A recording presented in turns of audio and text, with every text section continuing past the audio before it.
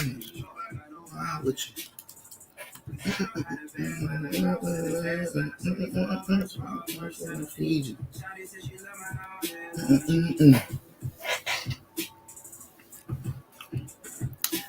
Moon Day, happy Moon Day, happy Moon Day, gang.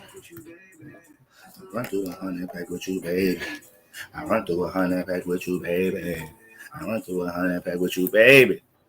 YouTube, IG, what's shaking? What's cracking? Post full moon vibes. Let's get into it. It's hard to even say post full moon because this shit was today, technically. All right, but 100. All right. Black Goddess, SK 2022 era, Chanel Goddess vibes, Dominique in the building, True Empress Honey. All right. Julie Cakes in the building, Shantae 523 in the building, Naya Souls in the building. All right. Tiak 10 G in the building. All right. Lotus Flores in the building. We in the building. Miss Marie in the building. All right. Shady Cheryl's the guru in the building, y'all. She's in the building. All right. Stealth is health in the building. Yeah, man. Listen, man, I told y'all got to let everything go this weekend. You feel me? Them doo-doo braids was hanging on a little too long. I had to let them bitches go today. All right? All right, guys. All right, I ain't going to be here for a long time. I just want to get into the energies right now for the weekend. For the week, all right? And just talk a little bit about this post-full moon energy. So let me go ahead and share my screen with y'all on the tube. All right. Overall, I hope everybody once again was able to jump into somewhat of a meditative space last night. All right. I hope everybody was able to jump into some type of a meditative space like last night. Was able to be one with your thoughts, feelings, and emotions. Okay. That's what this energy is for. That's what a full moon's always forcing us to do. Once again, this wasn't a time to put new intentions in the air. This was a time for us to understand what we've accumulated since the new moon in Taurus, right? Since the peak of Taurus season, and understanding what we've picked up that we don't need. All right. Now, this is always an emotional, mental, spiritual reset for us heading into the new solar cycle. All right. We got the sun getting ready to get into Gemini and this week. In the weekend. So this is the last week we're dealing with Taurus season. So by default, with this being the last week dealing with Taurus season, we're naturally putting finishing touches, or more so observing things dealing with our value system, people, places, and things that we value, finances, creative projects, creative endeavors, career circumstances. We're seeing we're looking at these things from more of a conclusion aspect. All right, seeing what we need to put an end to, or seeing how to put finishing tweaks on certain things, because when we get into the sun in Gemini season, now we're in a time where we're interacting, we're relating, we're connecting. So every season we planted the new seeds, new aspirations, new potential. Taurus season, we got cemented in it, right? We started watering our garden. We already planted the seed in Aries season. Now Taurus season is more so about learning how to water your garden. You're not doing nothing new. It's more of a repetition. It's more about consistency, persistence, coming outside every day, watering your plants, making sure they getting their sunlight and everything, plucking the weeds, protecting them. You ain't really planting no new seeds. You just taking care of what's already in the soil. So now we at the end of the cycle. All right. Now that we at the end of the cycle, this helps us to understand if we want to be able to probably share some of our crops, right? Help out our neighbors, teach them how to plant some crops based off of our experience building. All right, we're able to do that now because we were in the process of building something. We were in the process of gaining the knowledge and wisdom through the experience of trying to keep something in motion, seeing the highs and lows of it, seeing the trials and tribulations that come with trying to keep something in motion. All right, dealing with whatever fatigue trying to build something. So when we looking at post full moon energies, the week after the peak, all right, we have to understand, just like retrograde energies, how we have our shadow periods and whatnot. Same thing with the moon cycles, all right. So we pick up on them full moon, new moon energies a week and a half, sometimes damn near 2 weeks before the peak. And then when we get into once the full moon already peaks, now that it's shedding, all right. Now that it's shedding this week, that's what we want to be doing. So it's not just this weekend. It's not just this weekend or last night us diving into energies dealing with detachment and releasing. No, we're in the process of this the whole week. So everything that we've been tweeting and posting and circulating knowledge about when it comes to releasing energies with our demons, attachments, and all of that, the way we're looking at materialism and our desires, all of these things, we continue to shed that throughout the process, even when the moon goes into Sagittarius tomorrow. All right.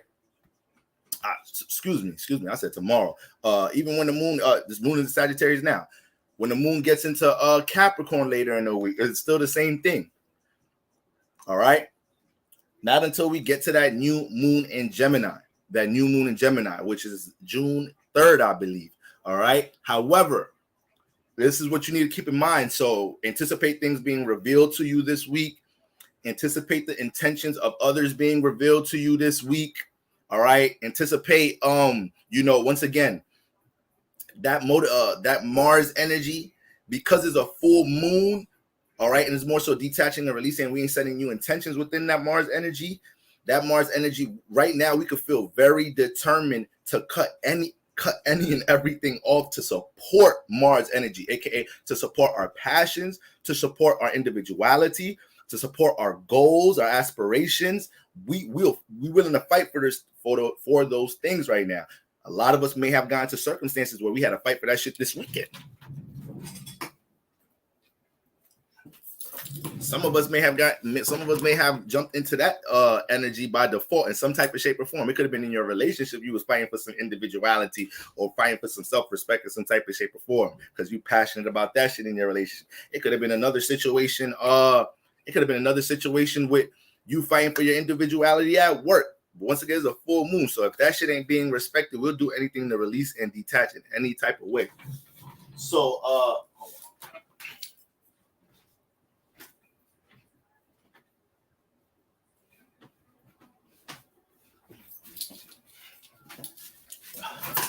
So I just want to get into some energies that took place yesterday, some key transits that we came into the week with. All right. And understand, just hover over some transits so we can understand how the week is going to progress. So hold on, I got my playlist on shuffle. Hold on, let me throw the instrumentals on before all type of shit started. Motherfucker Carl Thomas emotional playing right now and shit.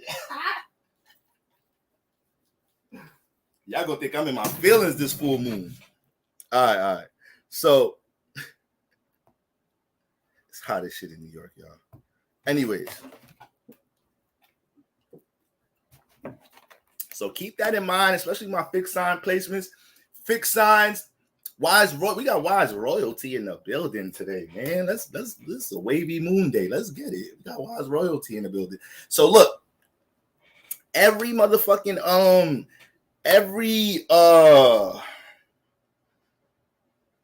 all my fixed signs. That's what I was about to say. All my fixed signs. Hold it down. It's the last week. It's the last week y'all gonna be dealing with. It's the last week y'all gonna be dealing with all this pressure, all this intensity. Y'all may be feeling the change, shift. A lot of y'all are going through a lot of transformations right now. You feel me? A lot of y'all going through all different type of transformations right now. Y'all gotta brace yourselves. It's retrograde energy. You can't be too impulsive with how you react to. Right now, we're not in the state of just shooting out the thoughts in our head. That's not the most wisest thing to do right now. That's why everybody needs to fall back. Talk to your own goddamn self right now. Before you cuss your boss out, talk to your own motherfucking self and see if it's worth it right now. It might be worth it next week. It might be worth it in the next 2 weeks or something. You feel me? To cuss your boss out. Not right now. All right, hold it down. All right, now, number 2. While everything was taking place with the full moon yesterday, Venus formed a perfect conjunction with Chiron. Because I want to run my mouth right now. I already know. It'd be 70 in New York, and you would think it's 100. Yo, listen, I'm saying no. I gotta have my motherfucking sister Agatha. Can you pass me my handkerchief for the congregation? Is I'm happy to see you guys inspired to praise the name of the Lord today. Ain't it hot in here, sisters? Woo! All right. We're gonna go ahead and pass those. We're gonna pass the donations. We ain't even 1 hour into the service. This is the third time passing the before we get into this next let's pass them donations down to Sister Agatha and Sister Gretchen. It's gonna come down with the donations. All right, just let your pastor cool down real quick. All right, so we can get into this name of the Lord. We get into the good word, y'all. Woo! Anyways, all right. So yesterday, Sunday, all right, with all this motherfucking full moon energy, we forgot that Chiron formed the perfect conjunction with who? With Venus in Aries. So we've been dealing with Chiron and Aries for a little minute. Understand, Aries rules the head. I don't know if Wise Royalty is still in the chat. She had a dope post over the weekend speaking about Chiron and Aries, all right? And I love the way she articulated things and broke it down. And when we look at motherfucking Aries is the leader, the head, right? The pioneer, okay? The individual, all right? And we can also look at it as man. Aries is the I am, it rules the man, right? So when we look at Chiron being in Aries, these past couple of years, a lot of us have went through developed all different type of wounds and made all different type of mistakes trying to establish our individuality, specifically in the house that you have Aries in, trying to establish your individuality, right? In different type of ways, dealing with self-expression in that area, all right? So Chiron is here to teach us how to develop these skills, but it comes through some pain. It comes through some hurt, all right? So you want to look at that house you have Aries in and understand the past couple of years. That's what you've been pushing to do. Now, overall, the house you have Aries in, this is what you learn in period. This is what you learn in period in the house you have Aries in, to become an individual. That house is going to push you to do that in some type of way. In some type of way. I got Aries in the third house. I used to get bullied. I used to get in all type of situations that made me say, nah, fuck that. I'm finna defend myself. I'm finna stand up for my individuality.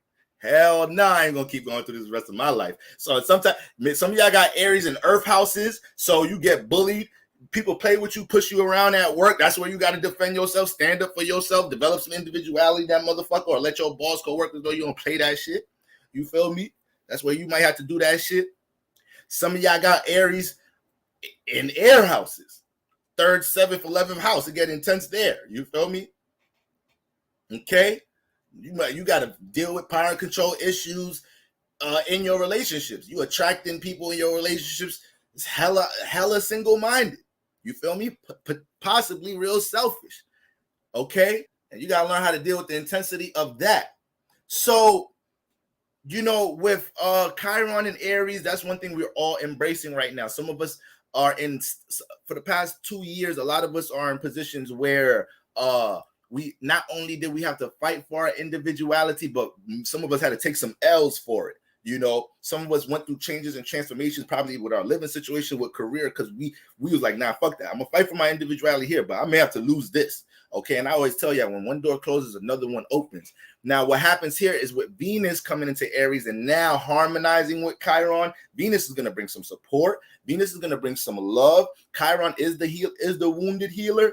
Venus is gonna help with the healing process. So this week, the start of this week, this is why a lot of us are going to be reminiscing about times where we went through transformations, trying to establish our individuality, possibly in our relationships, possibly in the workplace, and specifically the house you have Aries in. And this is also helping us to understand, it's putting us in a forgiving energy, because Aries is the man, is the I am, is the head. So when it comes to how we look at the individuality of others, with Venus coming in here, it makes us more understanding. So not just with what we've experienced, trying to experience our individuality, even with our partner, we may be looking at people that we have relationships with, and now we understand that they've been going through some mistakes, or they may have made some errors trying to establish their individuality or express certain things.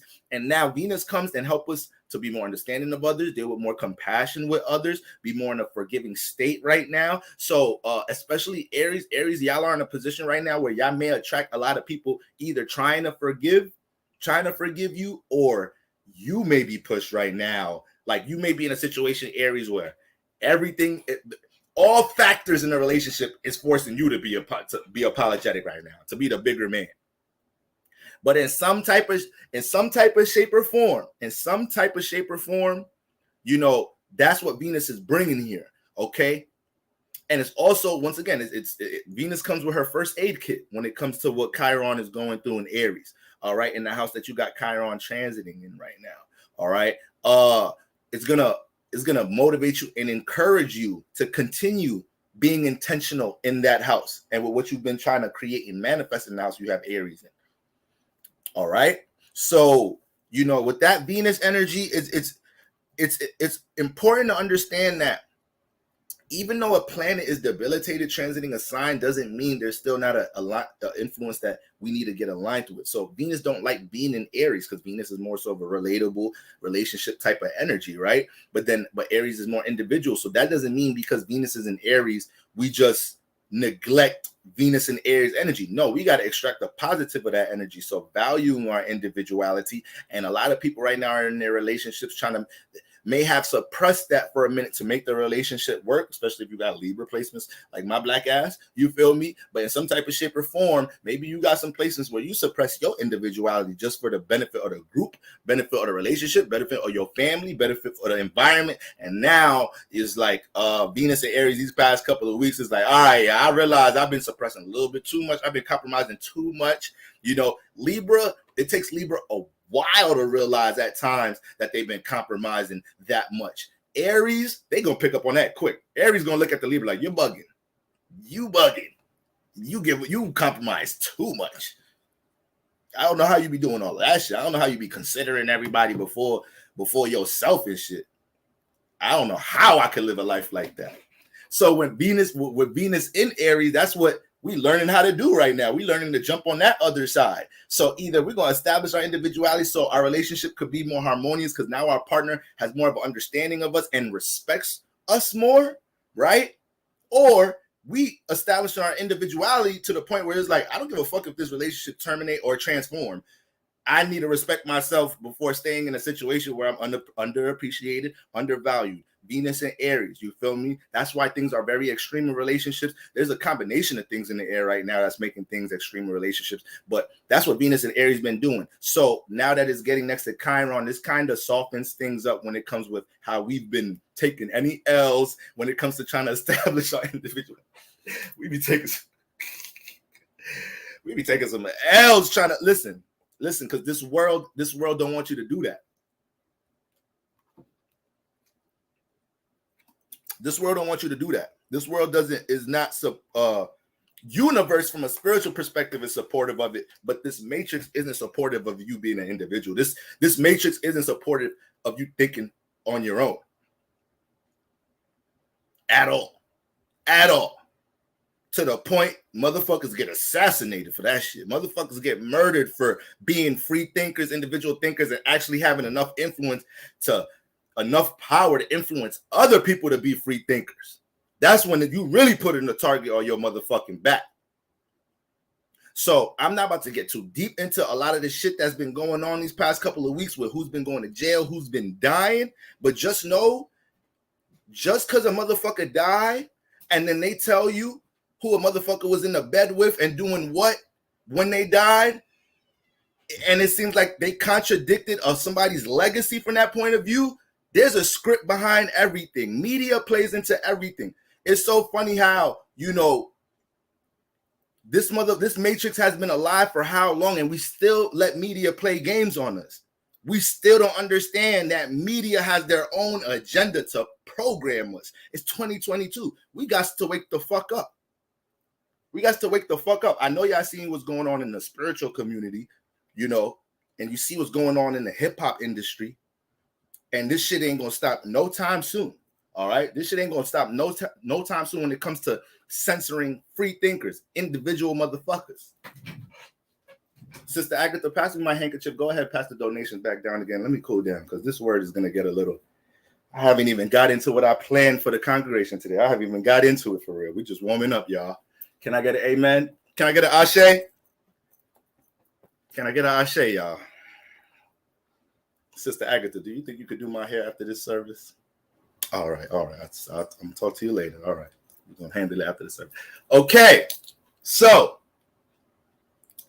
all my strong sun, moon risings, Mars in Aries, Venus in Aries. I need y'all to understand this right now. If intuition is pushing you to be the bigger person and be a bit more compromising to heal a situation, I know sometimes that shit feel vulnerable. I know that compromise word is not your word, but you gotta dig into your spiritual bag if you really value a situation or relationship, and just get that pride up off your back, strong Aries placements. All right.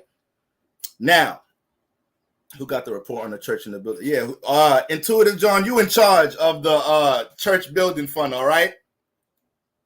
All right, you in charge of that. We're gonna have a meeting after the service. Now, moving on to the next word. That was Venus conjunct Chiron in Aries. Also, yesterday the sun started making contact with Saturn and sextiling Neptune. All right.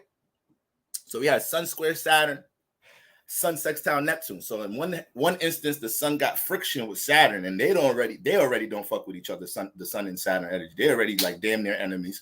And then we got Sun and Neptune harmonizing with each other. So whenever we have energy squaring with the sun and Saturn, we could always anticipate us having a little bit of a distorted vision when it comes to how to work on things, stabilize things, practicalize things. Right now, this is why this morning today may have been a little blurry as to how the fuck, like, it's one thing that you was up ready in the morning doing your to-do list and planning the week, but then it's like, damn, how am I going to work on shit? Like, how am I going to structure shit? So you really got to take your time understanding how to organize things. When we got the sun square Saturn, sun opposite Saturn, when you go into your to-do list rushing shit, not organized, you damn near setting yourself up for a very reckless, up in the air ass day. All right. You feel me? I'm a whole motherfucking Cap ascendant. Saturn's my chart ruler. I'm a Cap moon. I hate motherfucking up in the air days. Shit like that make me depressed. I like going to sleep knowing I had a productive, fulfilling day. But it's hard to have productive, fulfilling days if we're not structured the right way. All right. So take your time understanding how you're going to take action, structuring things with the sun squaring Saturn to start the week. All right. Understand when you feel pressure or when you feel spirit telling you to pay attention to this certain responsibility in your life right now, that's not nothing to neglect. Everything's kind of still extreme right now. The full moon was today. It was last night, but it was today. All right. It peaked at 12:15 a.m. Okay. So keep that in mind. Keeps that in mind right now, y'all. Wow, I got my usual train stops messed up today before work and forgot my work shirt. Yeah, yes. When the sun is squaring Saturn, it's like universe is forcing us to be more organized, forcing us to be more structured. It's great for us to get more grounded, all right? But we need to jump into that square. Remember, squares are two planets with friction. So we always got to make sure we get these planets together. That's what we're dealing with all the squares in our life. Always dealing with these situations that we got to understand how to make find solutions and resolve between planets that got friction in the chart. All right. These are lifelong lessons. So that's the lesson we're dealing with to start the week. Okay. Then we have the sun sextile Neptune. So on the positive side, Neptune dealing with our imaginations, right? Creative essence, spiritual essence, dealing with how we connect to the collective. You know, when the sun sextile harmonizes with Neptune, this puts us in a position where the sun square Saturn makes it blurry when it comes to understanding how to work on something, take action towards working on something. Now, when the sun is sextiling something, right, we have a vivid awareness of what we're looking at. We have a vivid awareness of what we're looking at and how to take action on that planet that we're looking at. So when it comes to starting the week, dealing with understanding in our situations, a lot of us may be dealing with high emotional turmoil right now, especially in our relationships. We got the sun sextile Neptune. If you can't see where to be the bigger man, if you can't understand why your partner feel the way they do, you're not in alignment right now. Even if your partner overreacted to something, let's say you said something to your partner Saturday, Sunday, and they overreacted to it, and you know what you said wasn't that serious. We got the sun sextile Neptune. This alignment helps you to read the subconscious a bit better. This gets us more clairvoyant. People with this with the Sun sextile Neptune, Sunshine Neptune, a lot of them are hot or got a lot of clairvoyant ass abilities. They read the subconscious very well. They got counseling energies all up in they shit. You know, they could be real detached from reality, but when it comes to anything dealing with the subconscious, you know, they damn near reading motherfuckers' thoughts. You know, they could be real daydreaming, but they very in tune with the subconscious in the astral realm. So right now you got to be able to like understand, like, okay, I know what I said to my girl. I know she tripping right now, but Sun sextile Neptune, I can understand subconsciously she been dealing with this, that, and the third, and she thinks it's okay to let that shit out on me, but whatever. I'm gonna just take that L, and eventually I know that shit will calm down, this and that, and the third. So it's almost that's what Sun sextile Neptune helps us to deal with. You help to understand the subconscious of others. You help to understand the subconscious of the world. Remember, Neptune deals with connecting to the collective. So it pushes you into an energy, not just dealing with your own creative essence, not just dealing with your own spiritual essence. It makes you more involved with paying attention to the subconscious of others. All right. So with Venus next to Chiron, bringing some healing and understanding into any L's or mistakes or errors we may have experienced trying to establish our individuality. And then we got Sun sextile Neptune helping us to understand how to be more compassionate. Some people don't even know how to be more compassionate, more understanding. You're going to learn Sun sextile Neptune. You're going to have an awareness on how to do it. You know, you can't be that stubborn because you're going to see it. You're going to see it.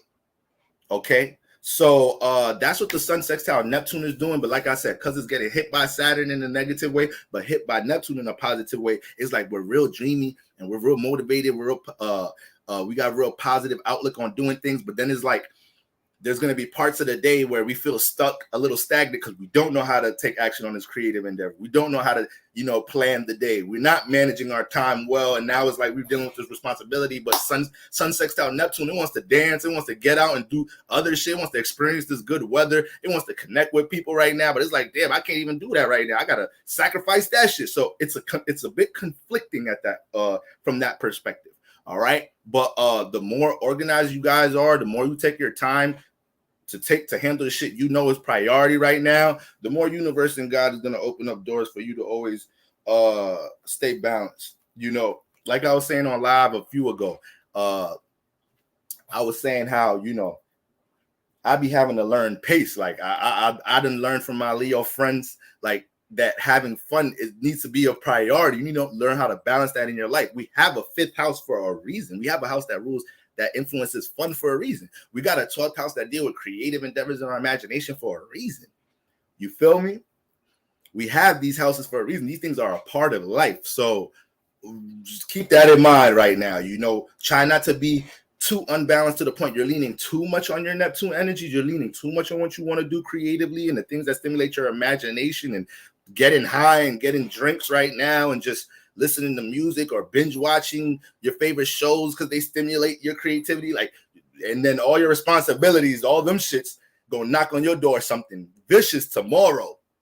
They're gonna knock on your door something vicious sometime this week. So we don't want to be that unbalanced in that type of way. All right. Now, next. All right. Not sweating as much. All right. We finally calming down in the congregation. All right. How long have we been in the service, y'all? It's 28 minutes, half an hour. All right, let's go ahead and send them donation baskets back down. It's the 7th time in half an hour.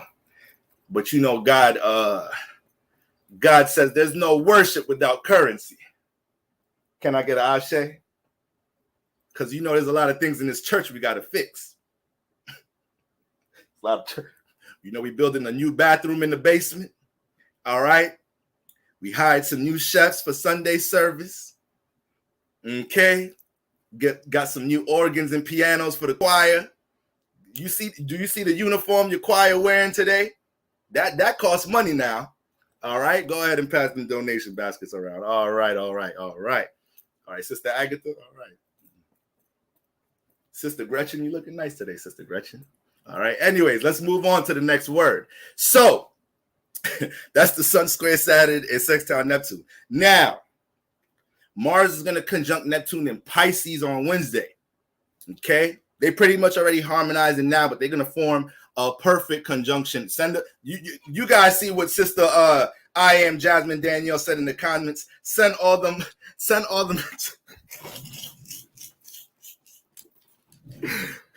them tips and offerings to my Cash App. to your pastor's cash app. They probably doing that real life now. I bet you I know there's a pastor out there that's taking cash apps. I know there is. Especially in them big ass churches, those big ass churches with screens. I know one of them bonehead pastors put their cash app on the screen. All right. Probably a big ass sign walking in the church. We take everything. We taking cash app, Venmo, food stamps.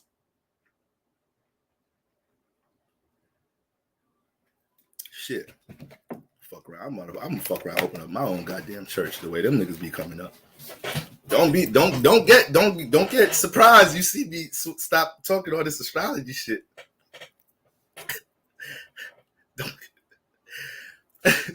Don't get surprised. I drop astrology in a minute to make some pastor money. That astrologer money ain't fucking with no pastor money now. So, but all this aside, then we got Mars conjunct Neptune in Pisces. All right, we got Mars conjunct Neptune in Pisces on Wednesday. Now, this is the thing with this alignment. All right, once again, a conjunction. These are two planets in the same space. So when Neptune got to go to the bathroom, Mars does. When Mars got to go fight, Neptune got to fight now. You feel me? And you know Mars finna fight somebody. You feel me? Mars finna fight. Neptune don't be with that fight and shit. Neptune be like, yo, listen, we in the same neighborhood. We live in the same neighborhood. Look, why are we gonna fight for? You black, I'm black. We look like each other. What we doing, brother? That's Neptune. What we doing right now, brother? Does this make any sense? Neptune soft as hell. I ain't gonna lie. Neptune fake soft as shit. Always trying to how you apologizing and shit. Nigga just disrespecting you. Talk about it. We look the same, brother. Why are we doing this, brother? Why are we fighting? We supposed to be one. That's what they want us to do. That's why they call it the projects. They throw us in here. This is a project. They want us to clash, brother. Mars don't give a fuck about none of that shit. When it's time to go, they can disrespect me. It's time to go. So now we got both of these energies coming together, all right, on Wednesday. And what does that mean? That means Mars adds more activity to Neptune, okay? So the things that we daydream about, we jumping right into them shits this week, all right? When it comes to our feelings and emotions, we a bit more active, taking action on them shits and being more expressive with them shits right now. So you guys to be careful with that because all this is taking course. All of this is taking course at the same time that the moon is shedding from a full peak. All right. And we know Neptune deal with a delusion. Delusions and illusions. So depending on any illusions we may be in about certain things, we could take our frustration out the wrong ways. But in a positive sense, Mars, once again, makes us way more active and way more intentional when it comes to things dealing with our dreams and imagination. You know, when Mars is conjunct Neptune, you want to move the body. I tweeted earlier, just me looking at the aspects and whatnot, it reminded me that people that got Mars making contact with Neptune in the chart, especially if it's a conjunction, these are some good dancers right here. These some real entertainers right here. These is your dancers and entertainers for real, for real. Because Mars get dialed in and focused when whatever planet it touches. So if it's next to Neptune, it's gonna have a real dialed in, focused, concentrated energy when it comes to Neptune-like things, creative endeavors, things dealing with spirituality. Some people with Mars conjunct Neptune, they're passionate as hell for their spiritual. People that got like Mars making contact with planets like Neptune, Jupiter. These is your martyrs. These is people that's gonna die for their religion and shit. These motherfuckers gonna die for their religion. You feel me? In the name of Allah. No bullshit. These people gonna fight for that shit. They gonna fight for their spirituality. They not gonna take you disrespecting their God. They don't play. They not playing that. They's not playing that. If they into astrology, don't be making jokes about this shit around them. Don't be making jokes about their crystal because you don't know how they gonna take that shit. You don't know how they gonna take that shit. So you could just, if any of you guys have Mars conjunctions in the chart, Mars conjunct the moon, Mars conjunct Neptune, Mars conjunct Mercury, when people got criticized the planet that's next to Mars, Mars be doing the most. So you got Mars conjunct Mercury. If somebody says anything about your ideas, the way you think about things, the way you communicate things, Mars can take that shit offensively real quick. Real quick. Mars conjunct Venus. You come at anything that they value or they love in a certain type of way, critique their relationships, their love language, or when their partner has something to say about their love language and their sense of understanding communication, oh shit, Mars could take that shit. Mars gonna take that shit somewhere else. You feel me? Shit. So Mars sextile Neptune. It plays out just it's as creative as a Mars conjunct Neptune. It's as creative because it's still a harmonious alignment. So if you got Mars sextile Neptune, the house that Neptune is in, you know, Mars is going to bring a lot of passion and intention for you to be action oriented with Neptune energy in that house. You know, be more intentional with how you know, deal with your creativity, invest in your creativity in that house in some type of shape or form. And then when you go to the house Mars is in, you know, Neptune at times harmonizing with Mars is going to make you more understanding, dealing with frustration in that house is going to help you to deal with your frustration or you know, your passions from more of a philosophical point of view. All right, you're going to look at you dealing with your goals and passions from more of a meaning and reasoning point of view, feeling like these are what the things you're supposed to be doing. God sent you to deal with your passion. You're going to feel called to deal with your passions in this area. But what I love about that alignment, Mars sextile Neptune, when it comes to the house Mars is in, when it deals with frustrations or it wants to black out, it wants to fight, Neptune could ease that shit down. Neptune could help Mars understand, like, Mars, it ain't even that serious, Mars. It ain't worth it, Mars. Or we could harm ourselves right now, Mars. You feel me? Or that motherfucker ain't worth it. You feel me? We could whoop their ass. What we get out of that shit? What we get out of whooping their ass?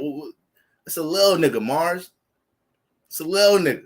I know you know that's a quick, you feel me? They said whatever, but like, you know you could whip their ass, Mars. You feel me? We ain't learning nothing from that. We ain't building our individuality from that shit.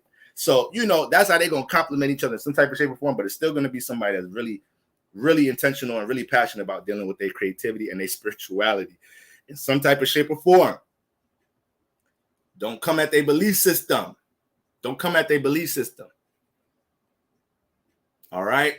Now, so yeah, when Mars conjunct Neptune, that's something we got to keep in mind. All right. We can be real impulsive when it comes to how we perceive things to be.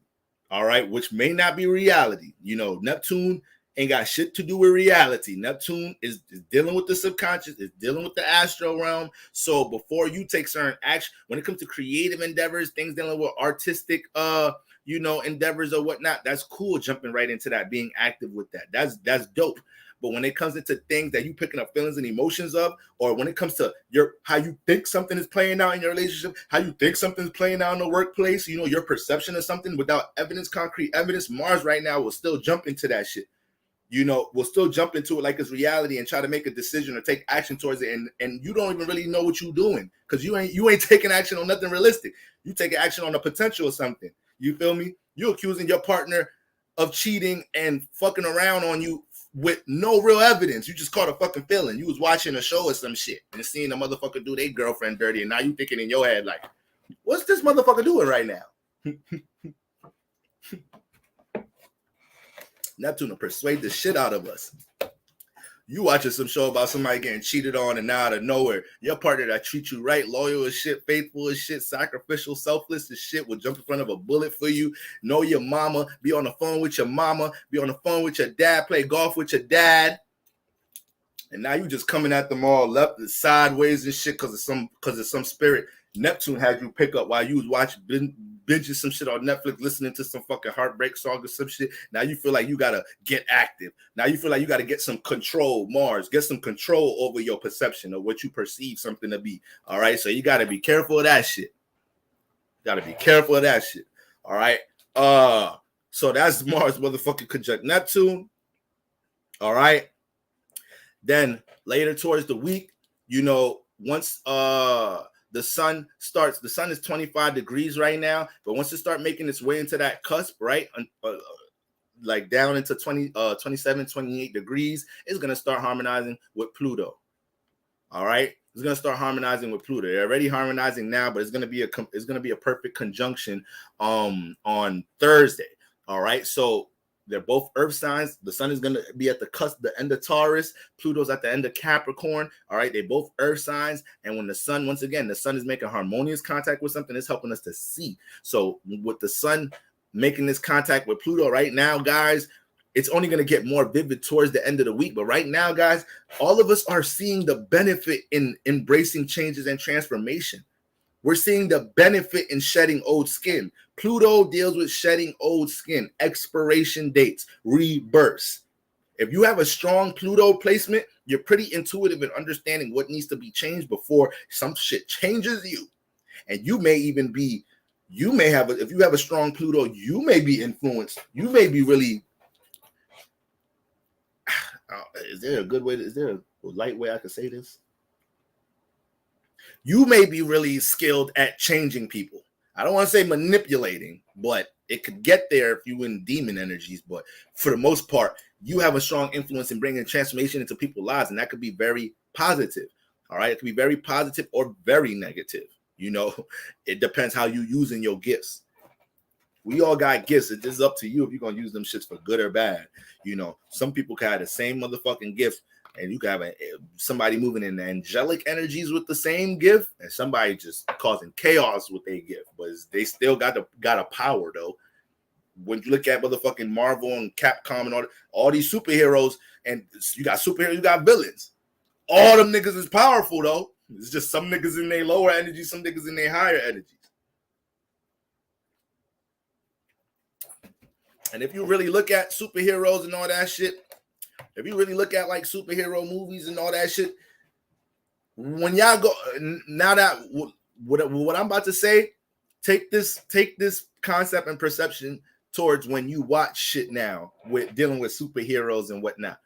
The villain always be on some shit. The villain always like got their third eye open about something, or is trying to get the superhero to stop being a bitch, or like stop sacrificing himself for the world and the matrix and society. The villain be a real ass nigga, but it be the superhero be on some bitch ass nigga shit, be on some hero shit. You feel me? Defending the matrix, defending the programs and whatnot, you know.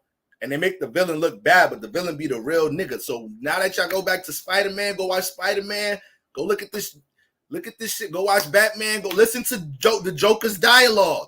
Joker be talking some real shit. That's you feel me? That's some real shit right there. We be thinking the programs be deep, y'all.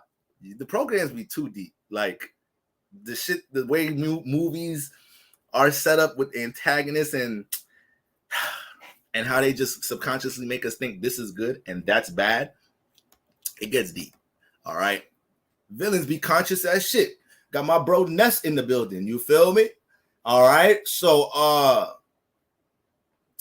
yeah, if you got a strong ass Pluto placement, your ass you gonna have a strong influence and be able to transform and possibly manipulate motherfuckers. A strong Pluto placement would be Pluto in the first house, Pluto in the eighth house, Pluto in Scorpio generation. Those some strong ass placements. You got Pluto in the first and eighth. Those some strong ass motherfucking placements right there. You feel me? Pluto in the first house. You guys are personally the way you personally conduct yourself.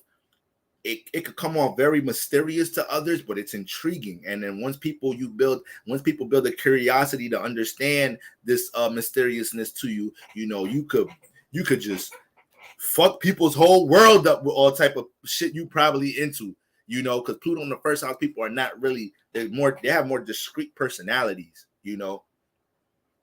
If you have Pluto in the first house, you might, and you not over 30, like 35, you most likely a Scorpio rising. You feel me? And or maybe you could be past 35. I think like up to like the age 35, 40. If you got Pluto in the first house, you're Scorpio rising. But yeah. Or you got the sun conjunct Pluto, the moon conjunct Pluto. These individuals, they could transform motherfuckers.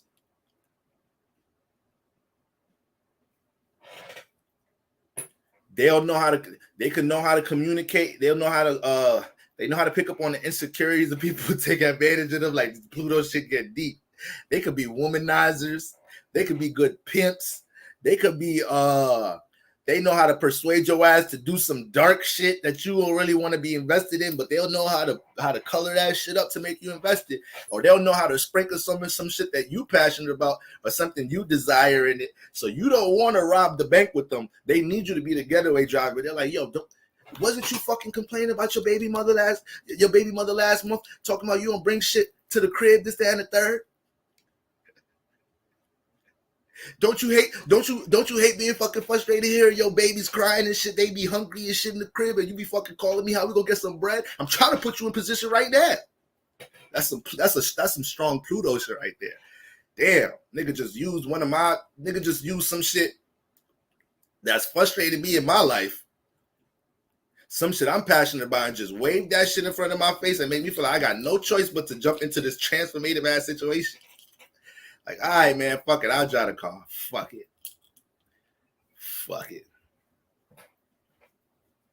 If I get locked up, what's the worst that's gonna fucking happen? I ain't bringing shit to my family to know it now. Shit.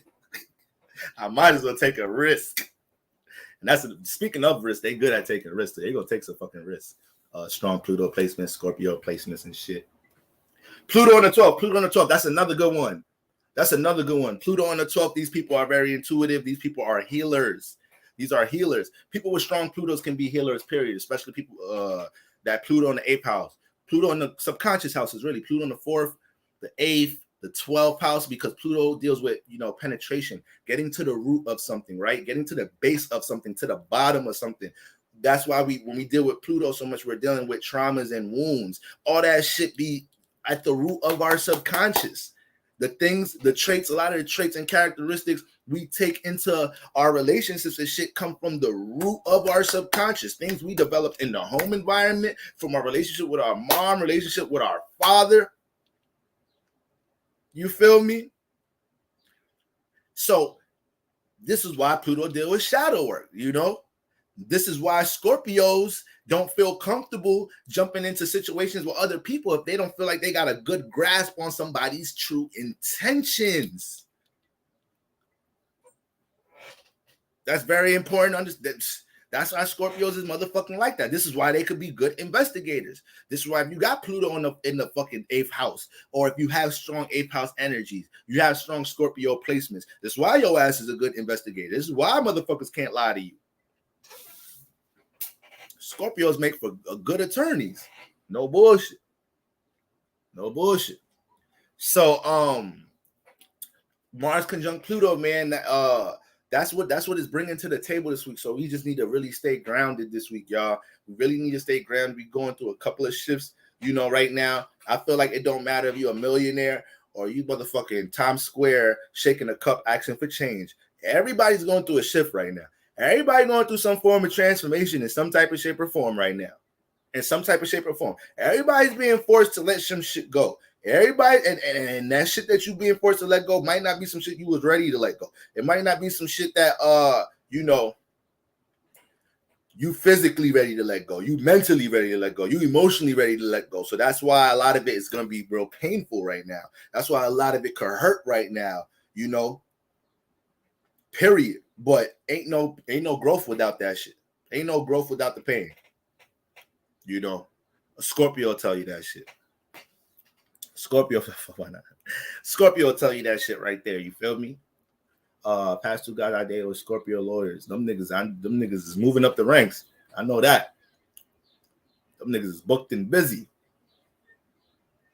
Yeah, because they're water houses, and water deals with the subconscious. So if you have Pluto in the 4th, 8th, 12th house, that's why if they're put in any position to heal, counsel, understand others, they'll be able to get to the root of what the fuck, the foundation of why somebody's dealing with an issue with something, Like I say, water signs and Scorpios, man, Scorpio places, they make for good counselors. They make for, and when I say counselors, counseling goes into many different fields, So we're talking about motherfucking being a psychiatrist, and we just talking about you dealing with spirituality and healing others. You teaching people about the shadow. We take that into so many different ways when we talk about healing and understanding the subconscious. People take that into so many different avenues. So that's what's going on with that. All right. But yes, Mars and Neptune can make us a little bit more influence us to be more active with physical activities. So this is gonna, if you've been trying to get your workout regimen back going, you feel me, it's nice outside, go ahead and run around the block. I seen somebody tweet air signs need to be taking walks right now during retrograde. Shit, y'all go ahead and implement that to your schedule. Take some morning walks. Find a meditation spot. You feel me? And I'm gonna get on air signs' ass. I got some videos to make later today. I'm gonna get on Keisha Cole's ass because she got us looking crazy right now. Air signs been having us looking fucking crazy these past 2 months. So pass the donation baskets back down. Cause I feel like I feel like the Holy Ghost gonna come upon me talking about the air signs nowadays. It really be I feel like it's Libras and Geminis. Aquarius is kind of staying out the way. Aquarius is I kind of can't say Aquarius for real. Aquarius is a lot of them is getting busy right now. A lot of them is getting busy. A lot of them, they done went through too many experiences last year with Jupiter and Aquarius. They went through their ups and downs last year. They went through their fucking lessons last year. They realized how they didn't either maximize some shit that they had and they're not finna play around with their gifts and their resources this year. They done went through their lessons with their relationships. Jupiter and Aquarius and had a lot of y'all actually understand how to feel and deal with the subconscious last year. That shit was vulnerable as hell. A lot of Aquarius last year. A lot of Aquarius during Jupiter and Aquarius, y'all first time being in motherfucking love. Or y'all first time acknowledging to yourself you have deep emotions for somebody. You think the lucky Libra don't know? I know what these energies do. Aquarius. You ain't fooling nobody. We know you got some emotions. You deal with them differently, but we know you got them bitches. Some people don't know you got them because you act like you don't got them. Shit. Yeah, I'm looking crazy. I need to get my shit done as soon as I get the fuck out of here. Took these shits and jumped right on live. Yeah, she better than married now. It's Cancer Moon. Yeah, she said they married. What did AB say? This nigga is blatantly tweeting. He blatantly tweeting about her. He tweeted some shit. You ain't a superstar till you hit a diva, and she's over here apologizing. Come on, Keisha, don't tell me you went through that much trauma and you ain't healed none of that shit yet. You ain't healed none of that shit. You acting like this. How old is you, Keish? How the hell you giving us all this wisdom in the music? As much as you accuse me of cheating, you was singing that shit 20, 30 years ago. So you knew back then you should have been cheating on a nigga. You knew back then you should have been getting your power back. And now you on some bullshit right now. You ain't learned a damn thing, Keisha. I can't even feel bad for your ass right now, making Libras look bad. She ain't learned shit after all that. Look what Loki Yogi just said. She ain't learned shit from all them Heartbreak Hotel albums. God damn it. That nigga AB is different. Cancers is something else. And I had posted today that I see why Keisha Cole, I see how she got hooked over the motherfucker real quick because the nigga is a Cancer and she a Cancer rising. Now I thought she was a Cancer moon because I remember when I was breaking down energies when her and Ashanti was doing the verses, I'm like, oh shit, they both Libras. But Ashanti's a Capricorn moon. She a Sagittarius moon, and Keisha Cole is a motherfucking Gemini moon. But I mixed it up. I thought she a Cancer moon. So in my head, I'm like, okay, I get it. That nigga got his Cancer sun harmonizing with her Cancer moon. And once you deal with people that got their sun harmonizing with your moon, or your moon harmonizing with their sun, once y'all build a rapport, it'd be a little hard to get out that shit. If y'all not finna ride that wave, if y'all not finna really date, and y'all was just fucking around a little bit, like y'all wasn't intentional or direct with each other about what y'all doing, and y'all allowed the vibe to build up, you gonna be in for some shit with that alignment. It's a beautiful alignment.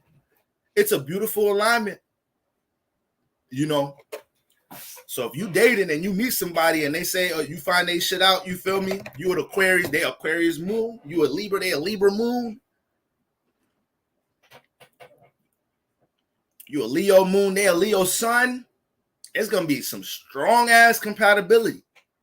And part of the reason why it's gonna be so much compatibility there, because it's gonna be things that you take action on, and to them they're gonna understand it. So the things that the sun person wants to take action on or how they express themselves, the moon person always understands them.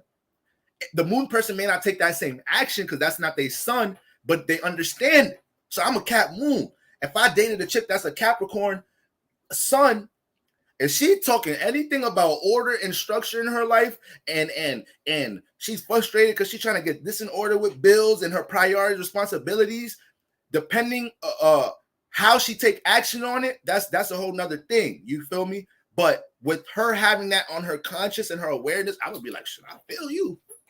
I feel you. I feel you. How the fuck can I help you get that shit in order? I'd hate to feel unstable with my bills. I'd hate to feel unstable with my bread.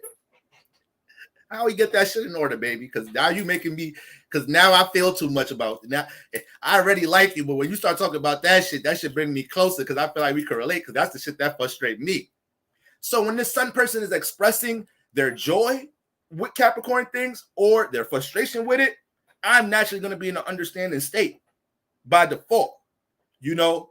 And me as the moon person, right? Me as the moon person, when I'm dealing with any turmoil, emotional distress, when it comes to Capricorn moon-like things, what makes a Capricorn moon feel fucking depressed or sad? Being broke, feeling unproductive, feeling like they're not in no good time frame meeting any goals, not having authority over, not feeling like they have authority or domain over their fucking life. These shits make Capricorn feel frustrated and depressed and shit. So when I'm in those energies, if she's a Capricorn sun, she's going to understand what actions to take to help make me feel comfortable. Whether it's yo, babe, I know you in this position with money, this, that, and the third. Look, I found these places you could apply. You feel me? They're all temporary, so you could work a few days, 3-4 days out there, and then you can still do your thing on the side, just to help you get on your feet. As a Cap moon, I'll be like, this motherfucker, who sent you? Pass the donations back down because I'm catching another word. Does the congregation hear me or not? Sister Agatha. Shit. Go and get you somebody that got the moon where your sun is or got the sun where your moon is. All right. But just know when you try to leave the motherfucker, it's going to be some other shit. Because somebody developed a strong attachment. So the moon person is like, oh no, there's no way you about to leave. There's no way you about to leave because every time I was in some shit, you just knew how to take action. I didn't even have to articulate myself that much. You just knew what's up. You just read my vibe. How am I gonna find that out again?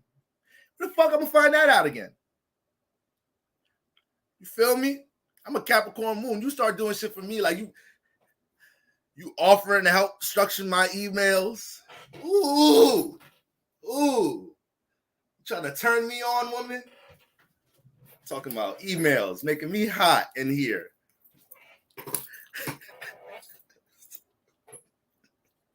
She said she's gonna help me organize some files.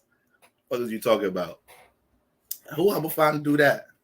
Who I'm gonna find to do that shit? She talking about she finna help. She's finna she about to teach me about crypto. She about to teach me about crypto and stocks. I ain't never letting go of this one. So once she ain't on my type time no more, I feel like a part of me just left. I feel like family just broke away from my life. You feel me? No bullshit. I had to pull over, pin the cash app, borrow 00. Let the congregation pass the donation. Listen, guys, pass the donation down if you're feeling the congregation, if you're feeling the word. Do you see the sweat that I'm working up on this moon day? This is moon day. You're not supposed to be this hype and this active on motherfucking moon day. It's supposed to be one with the subconscious. Got me acting like it's a Mars day or some shit. I guess it's that moon in Sagittarius. Goddamn, shit is just real spicy right now. So y'all take that to, so, you know, that's like one of the most harmonious placements you can find in synastry. Just know that. I'm just showing you. I'm just telling you that right now. You're dating somebody, and as soon as you meet them, like somebody, so you know, you feel me? You get early stages, you just getting to know somebody and shit. You feel me? You get their birth time and shit, and you like, damn. Especially if they got multiple planets in that sign. So you a fucking Gemini sun, and they got their moon, Venus, and Mercury in Gemini. Oh shit. Oh shit. It's gonna be too much relatability. You might get too attached real quick, you know.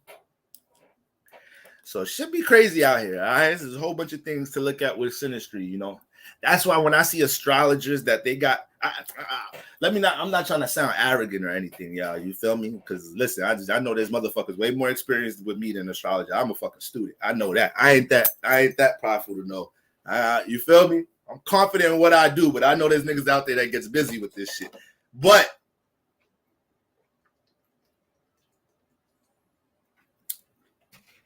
when you got somebody that they got multiple planets in a when you look at synastry, you can't just be talking about two sun signs. That shit is like this. That shit like this when we talk about two sun signs. That shit means this much. It means this fucking much when we talk about sun sign comparison and synastry. I'm not saying it's not significant. It's great to know how these energies are going to complement each other and clash when it comes to how they take actions in their awareness. But man, when it comes, you got to know what planets is falling in what houses. You feel me? Is your Chiron and Lilith on top of my Venus or some shit? Is your Chiron and Lilith or some shit on top of my fucking moon? Do we have high potential to be fucking trauma bonding? Does your sun fall into my fucking 8th house? So I love you, but goddamn, this love make me feel vulnerable as shit. You make all my demons apparent. I hate this relationship. It make me see all my demons, but I love you. But I hate seeing my demons. I hate you making me better. I hate you forcing me to shed old skin and traumas and shit. So there's a lot going on. There's a lot going on when you talk about synastry. You feel me? You got to look at the both birth charts. Yeah, you got to look at the entirety. You got to look at the entirety. All right. So what? Like this is what I suggest. You know, when you deal with somebody, you want to write down all squares and oppositions. Like make a list. Just like how I tell y'all to do this shit. Just like how I'll tell y'all to do this personally. You dealing with somebody, load y'all shits up. Even if you're not that in depth with aspects or whatnot. Just get to a site, write down all your squares and oppositions. And you know, over time, these things will make sense. Everything starts to make sense when you write some shit down. But if I meet somebody, get their information, okay, go through the chart. I'm going through every planet. I'm writing down every square and opposition. Okay. Now I start writing down every sextile and trine. Okay. Now, if we got these many sextiles and trines and this many squares and oppositions, that's going to let me know a couple of things. Like, okay, might not be that much compatibility. It might be a whole bunch of lust, and this might be a friends with benefit type things, especially if you real attracted to them and you just got mad squares and oppositions with them, but not that many sextiles and trines. It's like, okay, because you want to balance in a way. Not saying that you can't have a harmonious relationship with a lot of sextiles and trines and a lot of squares and oppositions, but you want to balance, you know, because the squares and oppositions give the friction. It gives a pull to learn the person, right? It gives a pull to experience more with the person. Okay. It represents sexual attraction. Sex is a friction. Once again, if an alien came down and watched us having sex, it'll look like the man is hurting the woman. That is a friction. I remember I was mad young. I don't know if it's too early for this type of stuff. I remember I was really, really, really young. I was really young. And my parents, ignorant asses, was doing it in front of me under the covers. Now, I'm young as shit. I don't know what the fuck going on. All I know is that I couldn't see. They was literally under the covers. So I just see the fucking covers moving up and down. I remember how old I was, early in elementary school. And I remember going to my older brothers telling them, like, yo, when I woke up, I see mommy and daddy, like, they were like jumping up and down in the bed. And then I remember they started dying laughing. And when I got older, I started realizing, oh no, that shit must have been so funny to them when I came up to them and said that shit. You feel me? But at that young age, my vulnerable ass, my naive ass, I'm like, damn, is they fighting? Mama, you good? Say something. Motherfuckers trying to have silent sex in front of the babies. Yeah, the baby's gonna remember. Listen, y'all, babies be psychic, y'all. Babies is way more Children are way more in tune with their imagination than the astral realm, so don't think they don't remember shit. They may not be able to interpret that shit and break it down at a young age, but shit, let that memory float back up to their conscious when they hit 12, 13, they were like, oh, wait, hold up. Nigga be in the middle of a test. Nigga be in the middle of an English test. The shit just come back to their conscious like, wait, hold on, that's what that was? Pass the donation plates. That's what that was? So don't front on your children. You got children out there. Y'all need to be listening to y'all children. Y'all need to let y'all children flow because they catching all type of energies that a lot of us is far removed from. We too indoctrinated to this fucking matrix and shit. They done sucked all our fucking spiritual juices out of us and shit. Some of us be a little too programmed and shit. We gotta do extra meditation. We gotta keep the spiritual community together just so we could make sure we stay in tune with spirituality and shit. But our children, oh no, they know what the fuck going on. They knows what the fuck going on. You feel me? But overall, back to the whole example. I say all that to say sex is a friction. Sex is a friction. So when you got a lot of squares out, a lot of people, all right, put it like this. Y'all go back. If you got the birth information of your past partners, if you got birth information with people that you fucked around with, but it fizzled out quick, there was probably a lot of strong attraction and shit, but it just fizzled out quick. And you don't even got a real explanation why. All you could really say is like, I don't know. It was cool. And then we started fucking with each other. So it don't have to be something extreme and explosive as to why it ended. I bet you if you go back, y'all had a bunch of sextiles and trines. I bet you probably you probably had a lot of squares and oppositions. So the attraction was really high. Y'all was lusting over each other like a motherfucker. Y'all felt so much heat between each other when y'all was together to the point it's like, damn, fuck, I just want to touch him. I just want to touch this motherfucker. It's got a lot of squares and oppositions. Now, if you got a lot of sextiles and trines, this person might end up becoming your friend. You hit on them. You wanted to date them, but it just probably didn't get there. But y'all had mad compatibility. Y'all became mad cool. Y'all talk about spirituality together. Y'all do this and the third. But then it just didn't go there. But y'all kept it cool, you feel me? But the attraction wasn't that strong enough to just make y'all want to rip each other clothes off and shit. And like, you feel me? So when things are balanced, it's like, okay, all right, we got some compatibility, but we got some shit we got to work on over here too. We got some shit that we got to work on. All right. So, you want to look for the balance for real. But it's so much that goes into motherfucking relationships, man. It's so much that goes into relationships, y'all. Especially in this day and age. There's a lot that goes into relationships. Like just finding somebody who wants what you want.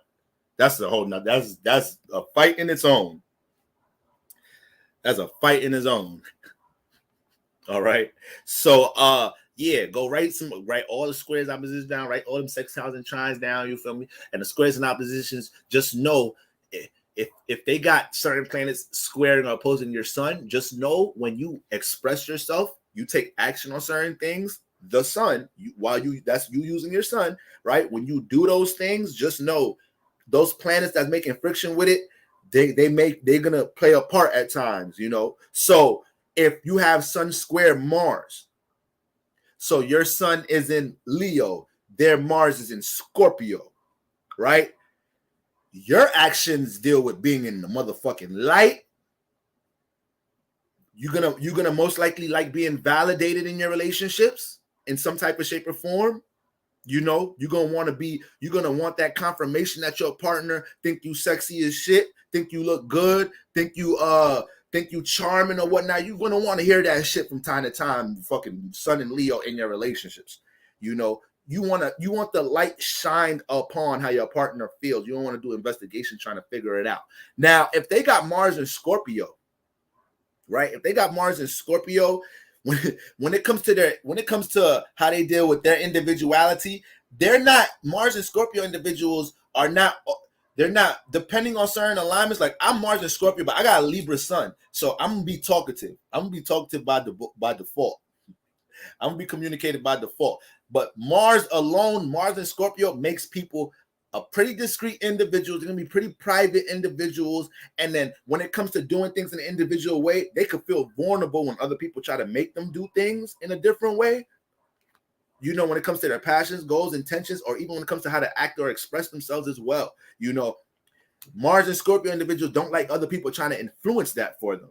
You know, they could even take shit a little personal. They could even take shit a little personal when it comes to people having a critique about their actions or how they take action on things. It's like, first of all, why you even watching my actions? Why you even? I'm not investigating your shit like that. I'm not on top of how you take actions and express shit. Mars and Scorpio don't give a damn about how you take actions. They give a damn. You feel me? That's why I feel so vulnerable asking for help. You know. So if the Sun and Leo person, now when the Sun and Leo person express something and it wants to be seen for something, it wants the Mars and Scorpio person to validate them, shine light on them in some type of shape or form, they gonna be getting hurt every once in a while because the Mars and Scorpio person is not really gonna reflect that light. It's probably not gonna even pick up, even when it picks up on the fact that you want some attention. Mars and Scorpio may not be invested in giving you that. It may not look at that shit as some, because in Mars and Scorpio head, they're like, if I do this now, I'm gonna have to keep doing this shit. And that's not something I want to be intentional about in this relationship. There's more shit. There's more ways I could make you feel comfortable, or we could build a connection without me validating you over and over. So it just depends with so many different alignments. All right. Yeah, when it's half and half, that's straight. But I don't want to say that, because there's nothing I could say with astrology and spirituality for y'all to be like, okay, so if they have this alignment, it's gonna work out. No, it ain't none of that. That ain't never happening. I don't know why astrology be telling y'all. I don't know why astrologers be telling some of you, because I done had readings, clients come and tell me what a previous astrologer done told them. And I'm like, they just be trying to say shit to make it sound good, because they probably know once the session is over, it's done. You feel me? They ain't really got to deal with you no more. Like,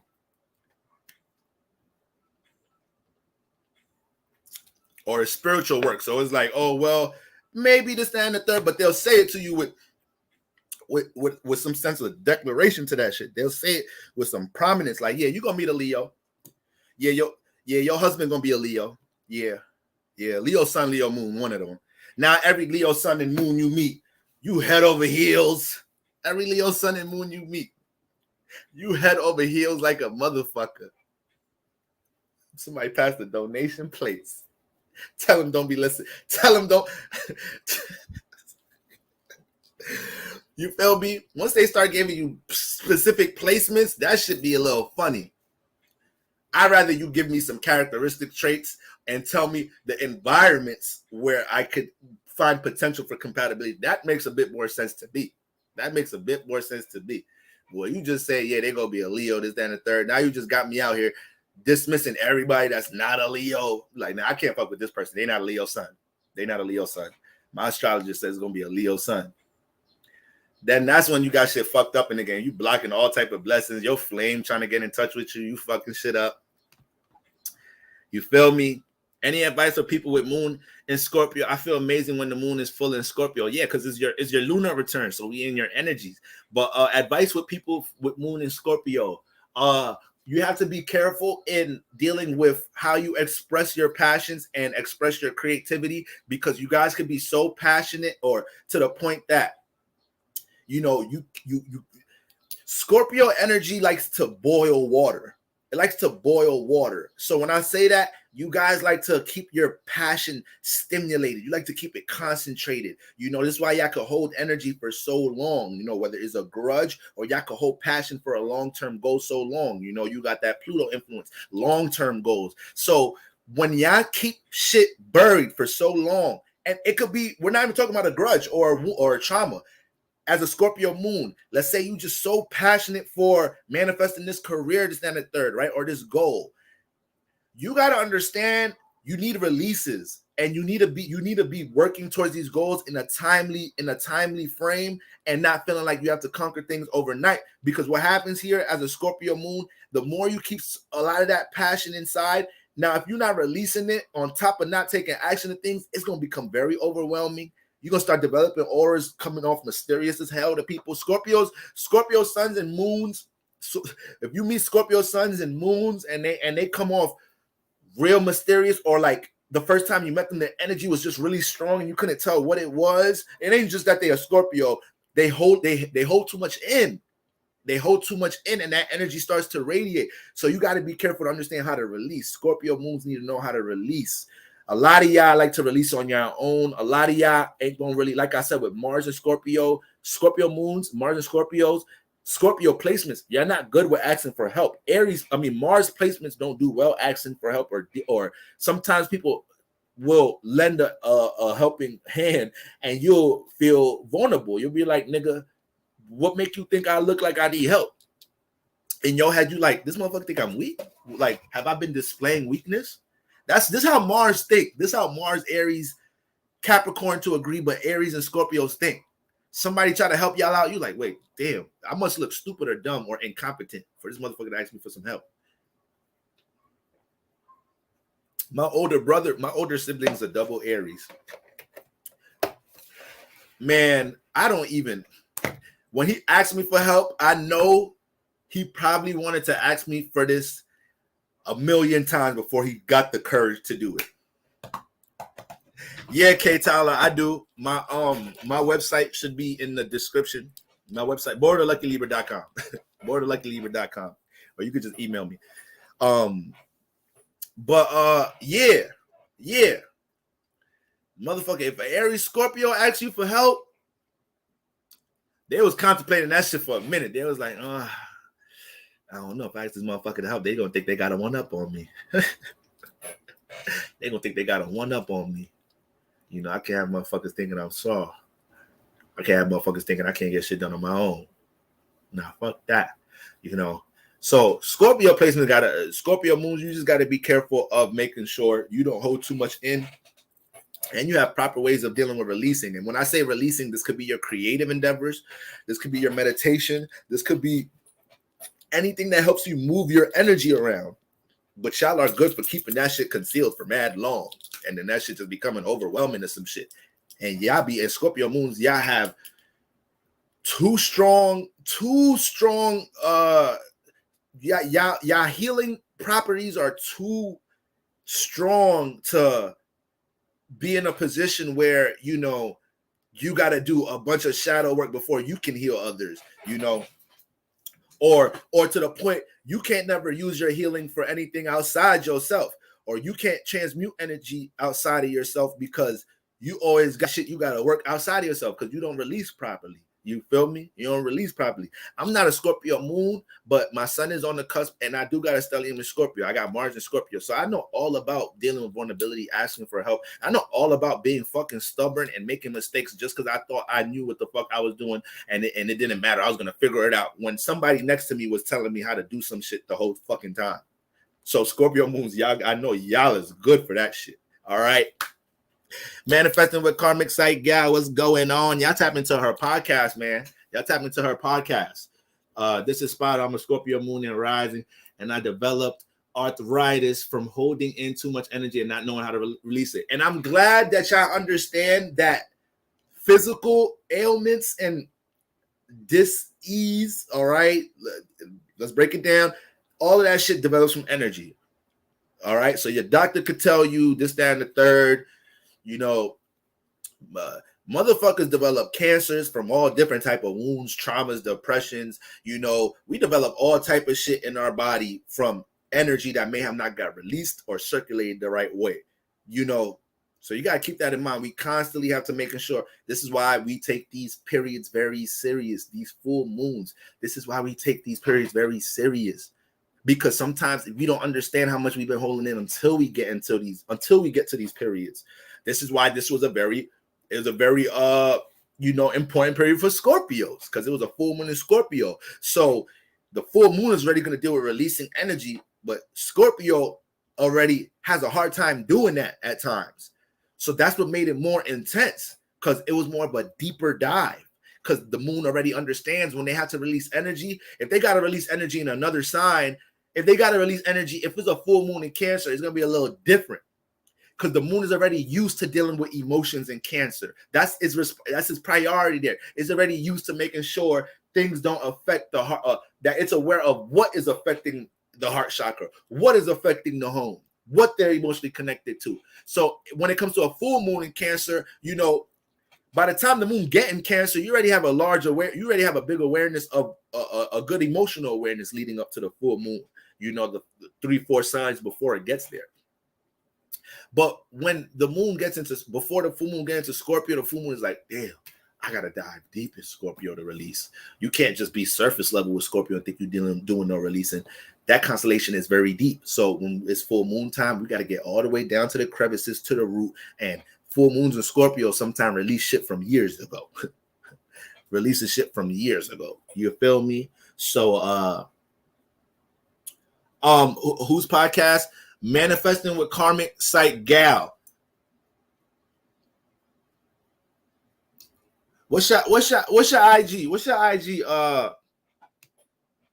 So I could throw it in the joint. We got people asking for the podcast and whatnot. But so yeah, guys, I just want to really come on, talk about these transits for the week. Oh yeah, and then lastly, we got the sun entering Gemini, y'all. It's about to be Gemini season, y'all. All right, it's about to be demon season. All right, my bad, Gemini. Let me not start. Let me not throw that on your name, cause I know some of y'all was like, see, like, come on, bro. Why you threw that on us? Why you starting, bro? You the reason they call us that. No, I ain't the reason. Y'all the reason. But anyways, we jumping into Gemini season at the end of the week. So we're starting a new sun season, a new sun cycle. And what the awareness is going to be is our relationships of all sorts. It's going to be our surroundings. So you're going to start paying attention to your roommates a little bit more, the motherfuckers you live with a little bit more. You're going to start paying attention to your environment, how your environment influence what you're trying to do. You're going to start looking at all the things you did in Aries season, all the new seeds and aspirations you done, you started feeling and vibrating on during Aries season, and everything you've been working on and stabilizing during Taurus season. And when you get into Gemini season, you start looking at your environment like, yo, is this environment even, does this environment even complement or support the shit that I just was trying to put in motion during Taurus season? How does my social circle enable negative shit or add on to what I'm trying to work on? How do my relationships make me feel cluttered, frustrated, What people do I need to detach from? What relationships do I need to feed? Do I need to put some energy work into? Because I feel like this is a valuable situation. All right. That's the awareness of the sun in Gemini. The thing about the sun in Gemini, we develop so many different perspectives around this time about everything. All right. So, the mind is really stimulated around this time, and it's going to be the first half of the season going to be a little funny money because the ruler is going to be retrograde. So relationships and people are on the mind heavy and whatnot, but we may not be communicating the right things. We may have a real hard time right now this week. This is why I'm telling y'all, this is not a time right now. You got to sit back, observe, how you really feel, because right now you trying to articulate how you feel to your partner right now. Like right now, if any of y'all try to get some shit off your chest to a loved one, to your partner that you have friction with in the past 48 hours, I know in some type of way, somewhere in that argument, debate, discussion, you had an issue trying to articulate what you really feel. So you feel some shit, but it's like getting the words to match up and articulate it so your partner understand. That shit is an uphill battle right now. Miscommunication is so easy. So when we get to Gemini season, that first half of the season, Mercury go direct. I think it go direct around the same time the new moon in Gemini hits, if I'm not mistaken. Like they go direct around the same time. How can I get a reading? borderluckylibra.com. All right, you could email me, DM me on Instagram. But when that first half of Gemini season, that we gotta just these next couple of weeks, y'all, you gotta just observe. You're gonna sound crazy articulating your feelings and emotions. You don't even really know why you feel the way you do. If you know the root of why you feel the way you do, that's one thing. Some of us dealing with some emotions and we haven't got to the root of what the fuck we feeling yet. So now you just projecting, you throwing energy around. I had a motherfucker project some energy on me this week, and I had to let their ass know. I said, we're not playing that. We're not doing that. They had to get their shit together. Understand? Like, yo, matter of fact, my bad. That was my fault. I know that was your fucking fault. I could feel somebody throwing energy on me that I didn't deserve from a mile away. So this could be your partners, family members, your motherfucking child coming home projecting on your ass. Like, yeah, how you project on me? You 9 years old. What fucking stress you going through? What fucking stress you going through? Coming here talking about some shit going on in school. I don't give you handle that shit at school and come back here and be an honorable young child to your parent. And you know how to talk to me. You got your children projecting energies and shit. You feel me? So okay, thank you. June 3rd. Okay, so I knew it was the 3rd. June 3rd, Mercury going direct. All right, y'all. So hold on, y'all. Hold on, y'all. We still gotta ride out the rest of May. Gotta ride out the rest of May, y'all. So somebody asked me if I wanted kids last night. I said, I don't know. I'm not really thinking about that part of my life yet. And I asked them, do they want kids? The motherfucker said, them niggas is just like a broke friend. I said, oh shit. And you know I'm a Capricorn moon ascendant. That shit made sense to me. I said, well, damn, I ain't never look at it like that. They really is just they is like having a broke friend, right? Right. So you can't tell a Cap nigga like me that shit. We Capricorns, our sense of parenting be fucked up a little bit. Let's see, y'all don't want to really talk about the real shit. Y'all want to hear the light shit. Capricorn parenting be fucked up. They caring, but just because you pay all the bills don't mean like I need some connection. Motherfucker think because I don't even see you all the time. You at work all the time. How the fuck you say you care about me? Capricorn parents, you got a roof over your head, right? All right, you eat 3 times a day, right? How much you think that tuition for your for your preppy ass school costs? Your preppy ass private school that your mom want to go to. That I wanted to put your dumb ass in public school. And if you don't bring some fucking straight A's next report card, that's where the fuck you going. Because it don't make no sense to put your ass in private school. You ain't bring home straight A's. What's the difference of what the fuck they teach you there in public school? So Cap parents, we the opposite of Cancer. Cancer is the family person. Cancer is the nurturer, the family, the understanding one. Capricorns, you bring us all that emotional shit. It's like, man, listen, I pay the bills. You go talk to your mother about that shit. You stressed out, frustrated about some shit. I'm frustrated because I got to get ready I got a half an hour to get ready for this night shift. And you talk to me about some shit. You talk about your mental health. You were 12 years old talking about your mental health. I don't give a damn if it was mental health week at school. Don't y'all got guidance counselors for that shit? It's like, damn, Capricorn moon, Capricorn son daddy. Damn, Capricorn mama.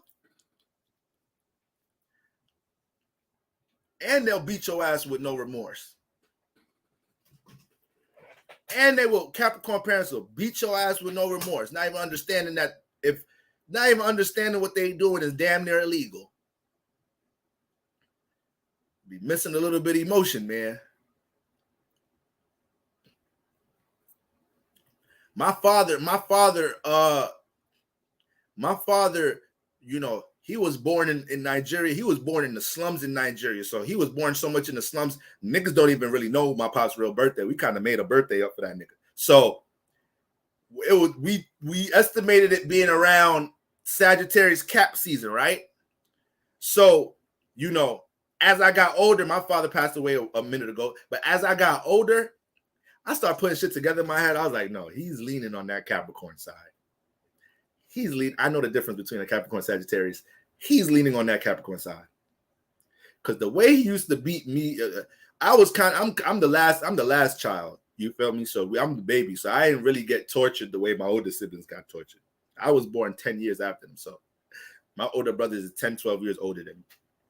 So they looked at me like, motherfucker, you got it good. You ain't go through what we got going through. We was the first ones. We was the first projects. And I got Nigerian parents, so y'all put that 1 and 2 together. And the shit my pops used to do, my pops would throw all type of tools and items at niggas. You know, we could have damn near reported my pops to motherfucking parent control and shit. Like, So it's like, damn, at least your Cancer mom gonna whoop your ass, and then before bed is like, you know why I do that shit, right? You know I do that shit because I love your dumb ass, right? And ain't nobody in this world gonna love you more than I do. But this is my way of showing it. Capricorn parents, at least the Cancer parent gonna do that shit because they dangerous. Cancer's the most dangerous people in the zodiac. So that's why a Cancer mom is really a mother with Cancer energy, a actual, not a woman with Cancer, an actual mom with Cancer energy. She ain't nothing to play with. You know how we make fun of like the stereotype black mother, like the black mother ain't nothing to play with. Like how, you know how comedians be making fun of like how they be saying like their black mom was like, you know, they was scared of them. It was nobody. They inflicted the most fear. That's ooh. So if you're dealing with if your mom really got Cancer energy, I know damn well there was some points in like she inflicted real fear in your heart.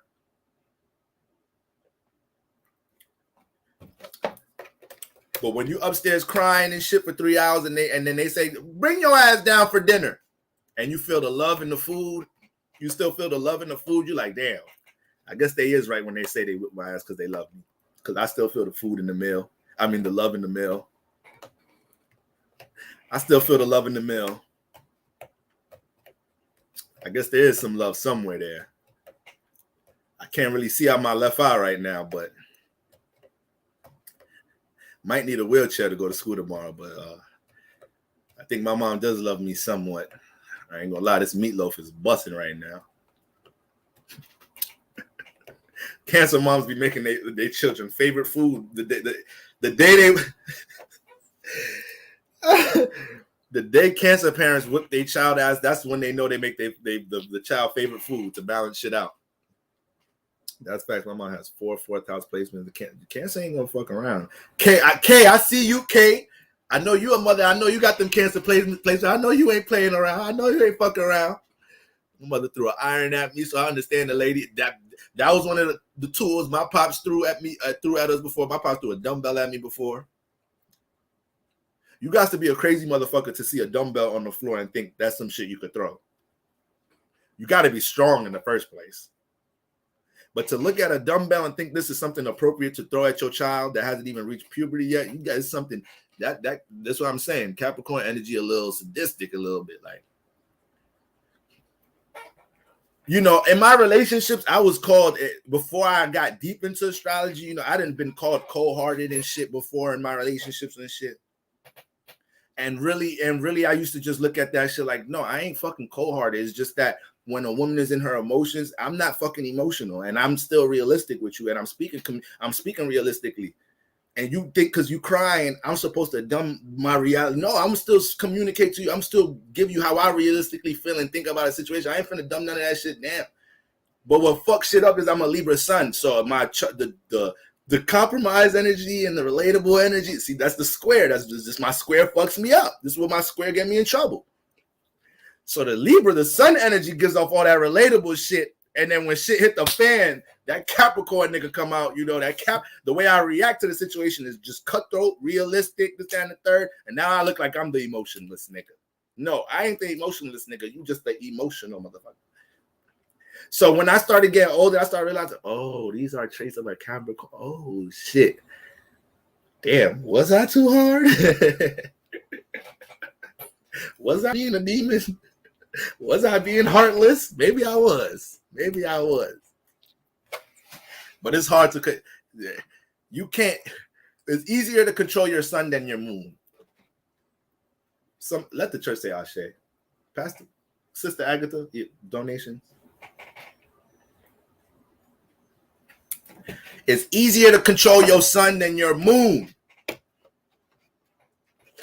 All right? So, your sun is the car. Your sun is the car. The moon is how you drive. You feel me? So, sometimes you can't fucking control how you drive. Sometimes it's just you drive how you drive. Like you fucking drive how you drive.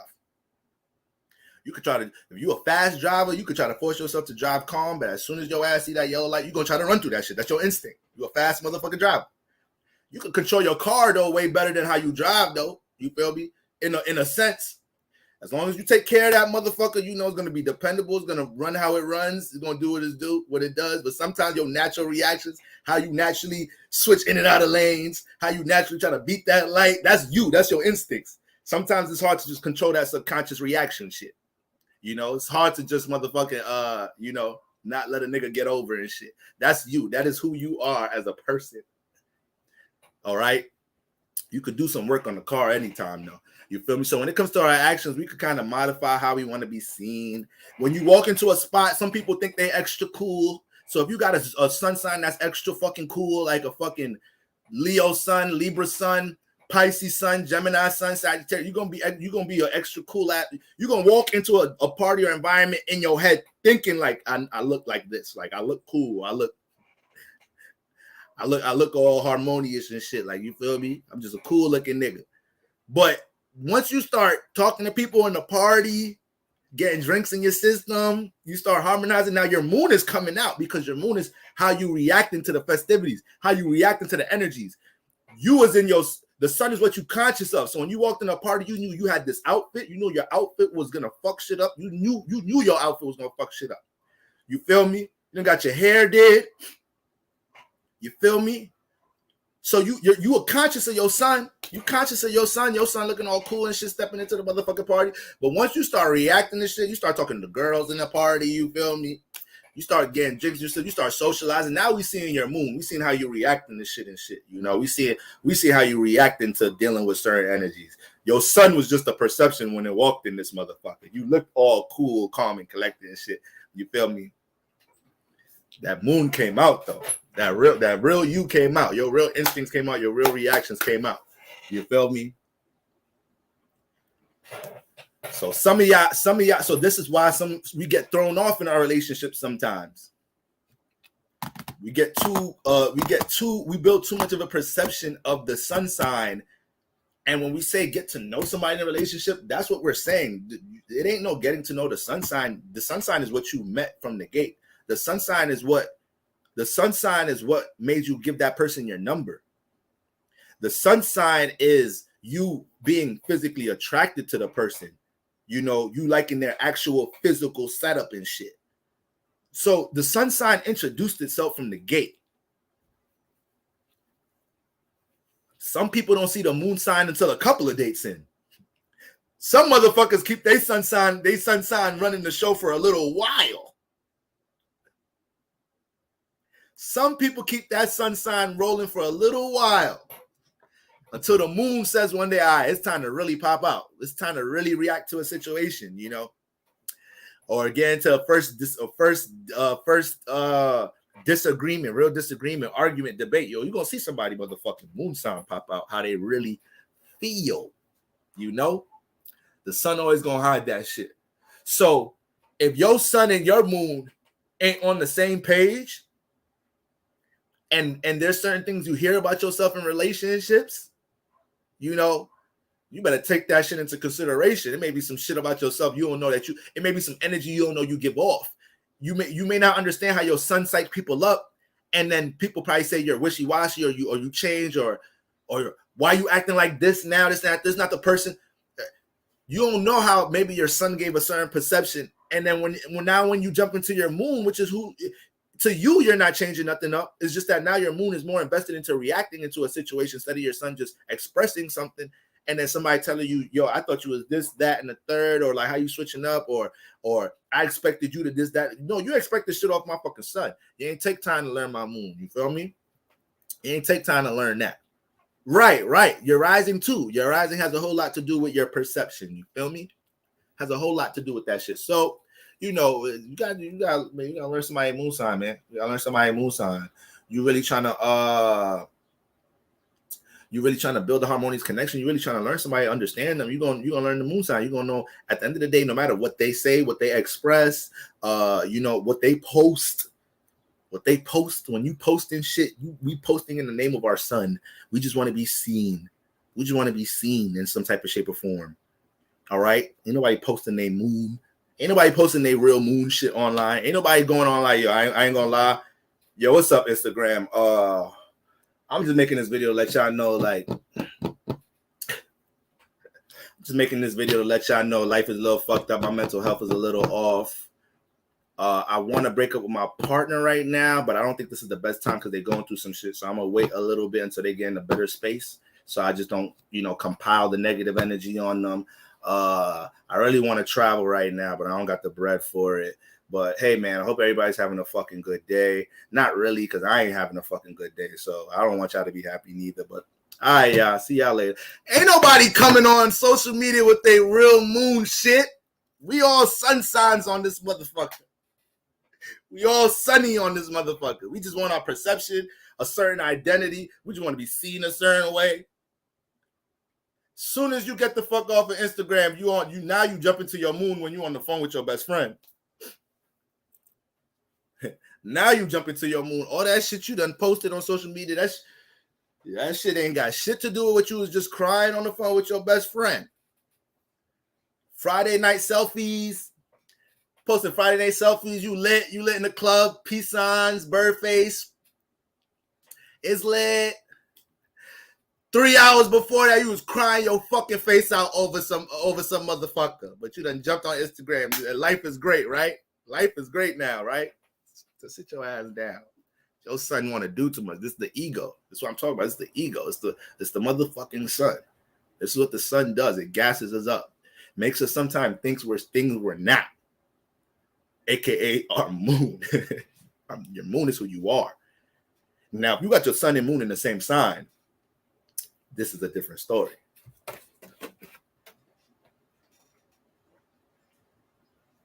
Got your sun and moon in the same sign, what you see is what you get. What you see is what you get. All right? So you meet somebody, they say, you feel me? What's your birthday? Blase, blah. Oh, okay, you a Gemini. Then you get their birth time. Like, oh shit, they a Gemini moon too. Don't second guess any of their acts. What you see is what the fuck you get. They can't hide how they feel. Sun in the same sign as the moon. You can't hide how you feel. That shit gonna come out your actions. You feel me? It's gonna come out in some type of shape or form.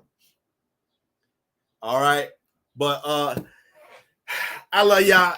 The sun is out, y'all. I'm finna go get me a nice motherfucking run. You feel me? I got some pounds to drop. You feel me? I done been over here eating good and shit. I'm getting a little too bad. I'm finna go run out this motherfucker. You see me drinking all this water. I'm not playing. I'm on a mission right now. You feel me? All right. So I'm gonna go enjoy this weather. All right. I got some other content to get up later today. You feel me? But I just wanted to make sure we touch bases on the energies we got going on right now. You feel me? It's post full moon week. So continue to let that moon do its thing and shed. And as the moon sheds and we work our way to a new moon, we continue to decompress, all right? We continue to dive into an understanding state. We continue to understand our shadow self, all right? Be careful how you communicate and express yourself.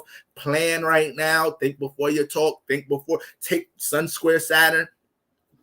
Plan your day out to the best as possible. I was dealing with a client previously, and they told me they have issues understanding how to plan, how to structure, So it could seem real cliche for me to say, yeah, guys, let's be structured, make sure you know what you do. But you have to understand, if you have issues doing this, how do you get better at it? Exercising it, working on it, If you go week after week, trying to work on the same routine, trying to figure out what schedule works for you, this and the third, man, a couple of weeks in, a couple of months in, you're gonna be way more experienced understanding what type of schedule fits you, what type of schedule helps you to be efficient in your life. But everything, don't feel like everybody should be good with simple things. There's quote unquote simple things that not everybody's good at. And if you're not good at something that may seem simple to somebody else, or to you define it as simple, but you struggle with it, you get better with it, acknowledging like, okay, this shit seemed pretty simple, but it ain't for me. It ain't for me. Everybody gets to work on time, but what the fuck? Why I just can't do it? I wake up early. I can't get right. I'm going to be late. I'm finna be late. All right? I'm finna be late so much. I tell him that in the job interview. Like, look, I'm a great worker. I'm a great worker. I even stay late. I stay late. All right? But the reason I'm gonna stay late is because I probably come late. So that's like my way of making it out. I'm just letting y'all know that right now. All right. I'm just letting y'all know that right now. Okay. I hope y'all don't base this decision on hiring me based off what I just said. I'm actually showing y'all that I'm an honest, transparent worker. So I hope y'all don't judge me a certain way off of that. All right. All right. When y'all say y'all gonna call me back. So don't underestimate working on the simple things, y'all. The simple things is what gets you far. The fundamentals is what gets you far. Sometimes we try to cover too much ground without covering the fundamentals for things. All right, y'all. So slow it down. All right, slow it down, and make sure self-conversation is going on right now. All right, family. Until next time. Pazazis.